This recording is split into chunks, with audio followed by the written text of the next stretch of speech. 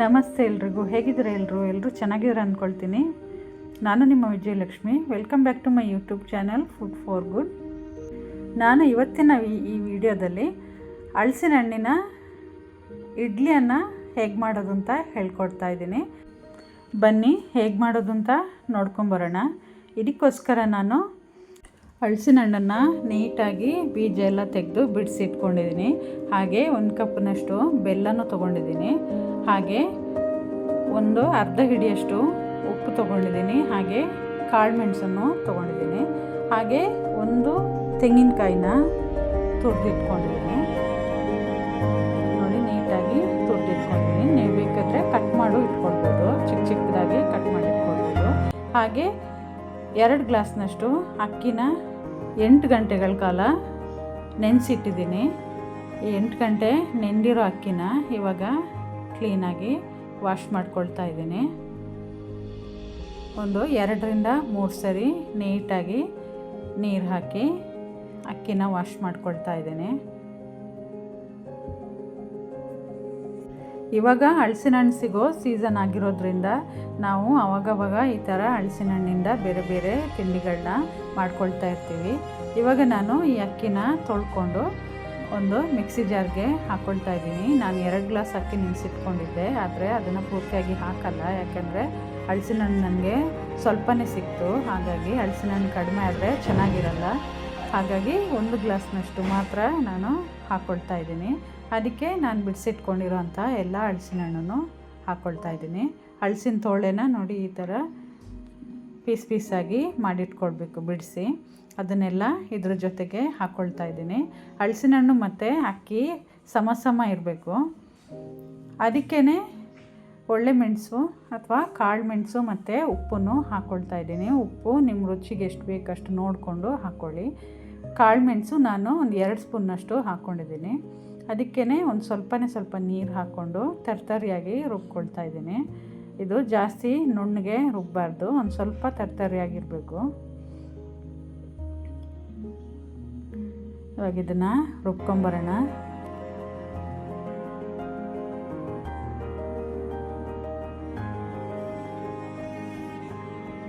ಜಾಸ್ತಿ ನುಣ್ಣಗಾದರೆ ಅಷ್ಟು ಚೆನ್ನಾಗಿರಲ್ಲ. ನೋಡಿ, ಇಷ್ಟು ರುಬ್ಬಾದ್ಮೇಲೆ ಇವಾಗ ನಾನು ಎತ್ತಿಟ್ಕೊಂಡಿರೋ ಅಂಥ ಬೆಲ್ಲನ ಹಾಕ್ಕೊಳ್ತಾ ಇದ್ದೀನಿ. ಬೆಲ್ಲ ನಿಮ್ಮ ಸ್ವೀಟ್ ಎಷ್ಟು ಬೇಕು ಅಷ್ಟು ನೋಡಿಕೊಂಡು ಹಾಕ್ಕೊಳ್ಳಿ. ಜಾಸ್ತಿ ಬೆಲ್ಲ ಹಾಕ್ಕೊಳ್ಬೇಕಾಗಿಲ್ಲ, ಯಾಕಂದರೆ ಹಲಸಿನ ಹಣ್ಣೆ ಸ್ವೀಟ್ ಇರುತ್ತಲ್ವ. ಇಷ್ಟು ಅದಕ್ಕೆ ರುಬ್ಕೊಂಡಿದ್ದೀನಿ. ನಮಗೆ ಪೆಪ್ಪರೆಲ್ಲ ಸ್ವಲ್ಪ ಪೀಸಾಗಿ ಸಿಗಬೇಕು, ತಿನ್ನಬೇಕಾದ್ರೆ ಚೆನ್ನಾಗಿರುತ್ತೆ. ಇವಾಗ ನಾನು ತುರಿದಿಟ್ಕೊಂಡಿರೋಂಥ ತೆಂಗಿನಕಾಯಿ ತುರಿನ ಹಾಕ್ಕೊಳ್ತಾ ಇದ್ದೀನಿ. ನೀವು ಈ ತೆಂಗಿನಕಾಯಿ ತುರಿ ಬದಲು ತೆಂಗಿನಕಾಯಿನ ಚಿಕ್ಕದಾಗಿ ಕಟ್ ಮಾಡಿ ಹಾಕ್ಕೊಂಡ್ರೆ ಅದು ಇಡ್ಲಿ ತಿನ್ನಬೇಕಾದ್ರೆ ಆ ಪೀಸ್ಗಳು ಬಾಯಿಗೆ ಸಿಗುತ್ತೆ, ಅವಾಗ ಚೆನ್ನಾಗಿರುತ್ತೆ. ಬೇಡ ಅನ್ನೋರು ಈ ಥರ ತುರಿನೂ ಹಾಕ್ಕೊಡ್ಬೋದು. ನಾನು ತುರಿದಿಟ್ಟಿರೋ ತೆಂಗಿನ ತುರಿ ಇತ್ತು, ಅದನ್ನೇ ಹಾಕ್ಕೊಳ್ತಾ ಇದ್ದೀನಿ. ನೋಡಿ, ಹಾಕ್ಕೊಂಡು ಚೆನ್ನಾಗಿ ಇವಾಗ ಮಿಕ್ಸ್ ಮಾಡ್ಕೊಳ್ತಾ ಇದ್ದೀನಿ. ನೋಡಿ, ಈ ಹದಕ್ಕೆ ಇರಬೇಕು. ಜಾಸ್ತಿ ತೆಳ್ಳಗೂ ಆಗಬಾರ್ದು, ಇನ್ನೂ ಜಾಸ್ತಿ ಗಟ್ಟಿನೂ ಆಗಬಾರ್ದು. ಈ ಹದಕ್ಕೆ ಇದ್ರೆ ಸಾಕು. ಇದನ್ನೇನು ನಾವು ರುಬ್ಬಿ ಇಡೋ ಹಂಗಿಲ್ಲ. ಇಡ್ಲಿಗೆ ಮಾಮೂಲಿ ಇಡ್ಲಿಗೆ ಇಡ್ತೀವಲ್ವ, ಆ ಥರ ಏನು ಇಡಬೇಕಾಗಿಲ್ಲ. ಆವಾಗಲೇ ರುಬ್ಕೊಂಡು ಆವಾಗಲೇ ಮಾಡ್ಕೊಳ್ಬೋದು. ಈಗ ನಾನು ಇಡ್ಲಿ ತಟ್ಟೆಗೆ ಸ್ವಲ್ಪ ತೆಂಗಿನ ಎಣ್ಣೆನ ಅಥವಾ ಕೊಬ್ಬರಿ ಎಣ್ಣೆನ ಹಾಕ್ಕೊಳ್ತಾ ಇದ್ದೀನಿ. ಹಾಕ್ಕೊಂಡು ಎಲ್ಲದಕ್ಕೂ ಈ ಥರ ಹಚ್ಕೊಳ್ತಾ ಇದ್ದೀನಿ. ಈ ಥರ ಎಣ್ಣೆ ಹಚ್ಕೊಳ್ಳೋದ್ರಿಂದ ಇಡ್ಲಿ ಬೇಗ ಎದ್ದು ಬರುತ್ತೆ ಬೆಂದಾದ್ಮೇಲೆ, ಅದಕ್ಕೋಸ್ಕರ. ಆಮೇಲೆ ಕೊಬ್ಬರಿ ಎಣ್ಣೆದು ಘಮನೂ ಬರುತ್ತೆ, ಅದು ಚೆನ್ನಾಗಿರುತ್ತೆ. ಇವಾಗ ಸ್ಟವ್ ಆನ್ ಮಾಡಿಕೊಂಡು ಇಡ್ಲಿ ಪಾತ್ರೆನ ಸ್ಟವ್ ಮೇಲೆ ಇಟ್ಕೊಳ್ತಾ ಇದ್ದೀನಿ.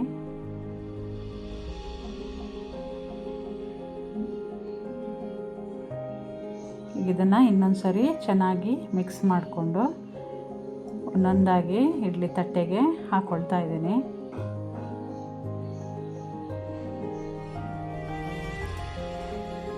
ನೀವು ಹಲಸಿನ ಹಣ್ಣು ಸ್ವಲ್ಪ ಜಾಸ್ತಿನೇ ಇದ್ದರೆ ಜಾಸ್ತಿನೇ ಹಾಕ್ಕೊಳ್ಬೋದು. ತುಂಬ ಚೆನ್ನಾಗಿ ತುಂಬಾ ಸ್ಮೂತಾಗಿ ಬರುತ್ತೆ. ಹಲಸಿನ ಹಣ್ಣು ಕಡಿಮೆಯಾಗಿ ಅಕ್ಕಿ ಜಾಸ್ತಿ ಆದರೆ ಸ್ವಲ್ಪ ಗಟ್ಟಿ ಬರುತ್ತೆ ಇಡ್ಲಿ. ಹಾಗಾಗಿ ಹಲಸಿನ ಹಣ್ಣು ಇದ್ದರೆ ನೀವು ಜಾಸ್ತಿನೂ ಹಾಕ್ಕೊಳ್ಬೋದು. ಜಾಸ್ತಿ ಹಲಸಿನ ಹಣ್ಣು ಇದ್ದರೆ ನೀವು ಬೆಲ್ಲ ಹಾಕ್ಕೊಳ್ಬೇಕಾಗಿಲ್ಲ, ಯಾಕೆಂದರೆ ಹಲಸಿನ ಹಣ್ಣು ಸ್ವೀಟ್ ಇರುತ್ತೆ ಆಲ್ರೆಡಿ. ನಿಮಗೆ ಸ್ವೀಟು ಇನ್ನೂ ಬೇಕು ಅಂತಿದ್ದರೆ ಮಾತ್ರ ಬೆಲ್ಲ ಹಾಕ್ಕೊಳ್ಬೋದು. ಈ ಥರ ತಟ್ಟೆಗೆ ಎಲ್ಲ ಹಿಟ್ಟನ್ನು ಹಾಕ್ಕೊಳ್ತಾ ಇದ್ದೀನಿ. ಹಾಕ್ಕೊಂಡು ಬೇಯಕ್ಕೆ ಇಡ್ತಾ ಇದ್ದೀನಿ.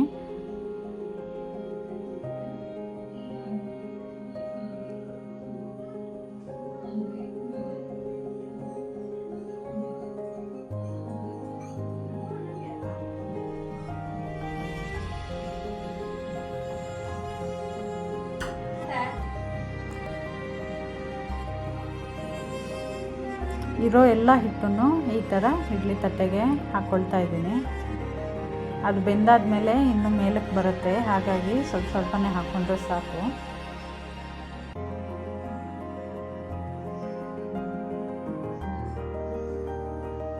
ನೋಡಿ ಎಲ್ಲ ಹಾಕ್ಕೊಂಡಿದ್ದೀನಿ. ಇವಾಗ ಮುಚ್ಚಿಡ್ತಾ ಇದ್ದೀನಿ.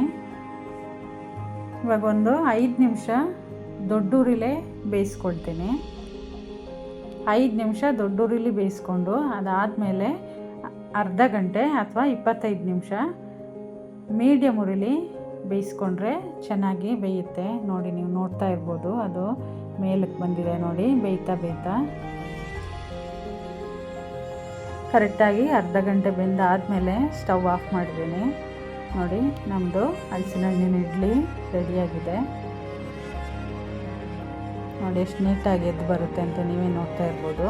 ಕೊಬ್ಬರಿ ಎಣ್ಣೆ ಹಚ್ಚಿದ್ದೀನಲ್ವ, ಹಾಗಾಗಿ. ಆಮೇಲೆ ಆ ಕೊಬ್ಬರಿ ಎಣ್ಣೆದು ಘಮನೂ ತುಂಬಾ ಚೆನ್ನಾಗಿರುತ್ತೆ. ನೋಡ್ತಾ ಇರ್ಬೋದು ನೀವು ಎಷ್ಟು ಚೆನ್ನಾಗಿ ಬಂದಿದೆ ಅಂತ. ಈ ಹಲಸಿನ ಹಣ್ಣಿನ ಸೀಸನಲ್ಲಿ ಇಂಥ ತಿಂಡಿಗಳನ್ನ ಮಾಡಿಕೊಟ್ರೆ ಮನೇಲಿ ಎಲ್ಲರೂ ತುಂಬಾ ಇಷ್ಟಪಟ್ಟು ತಿಂತಾರೆ.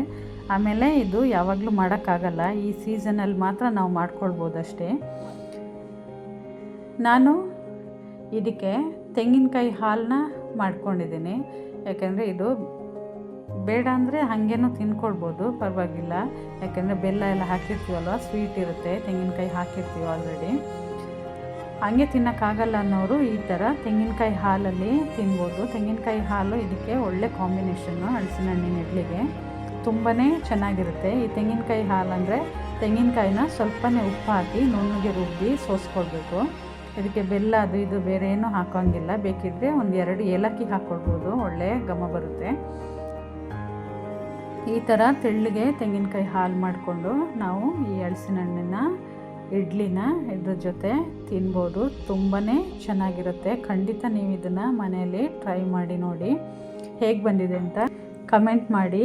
ಈ ರೆಸಿಪಿ ನಿಮ್ಗೆ ಇಷ್ಟ ಆಗಿದ್ದರೆ ಲೈಕ್ ಮಾಡಿ, ನಿಮ್ಮ ಫ್ಯಾಮಿಲಿ ಫ್ರೆಂಡ್ಸ್ಗೂ ಶೇರ್ ಮಾಡಿ. Thank you for watching.